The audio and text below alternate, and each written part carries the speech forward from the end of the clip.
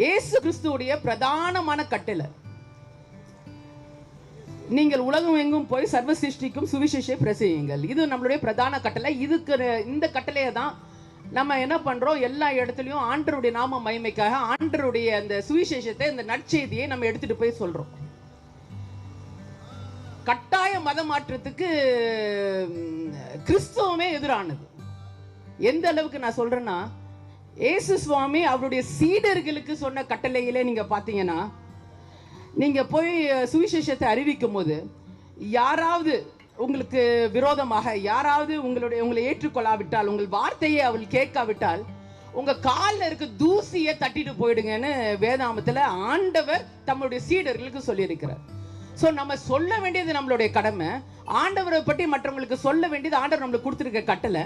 ஆனால் அதை ஏற்றுக்கொள்ளாவிட்டால் you have to dust, you have to shake the dust off your ஃபீட்னு ஆண்டவர் சொல்றாரு. உங்க காலில் இருக்க தூசியை கூட நீங்க தட்டிட்டு போயிடணும். அப்போ இங்க கட்டாய மத மாற்றம்ன்றது எந்த இடத்துல வருதுன்னு சொல்லுங்க. ஆண்டவரை சொல்லக்கூடிய உரிமை இந்த நம்மளுடைய நாட்டுடைய சட்டத்தில் நம்மளுக்கு கொடுக்கப்பட்டிருக்கிறது.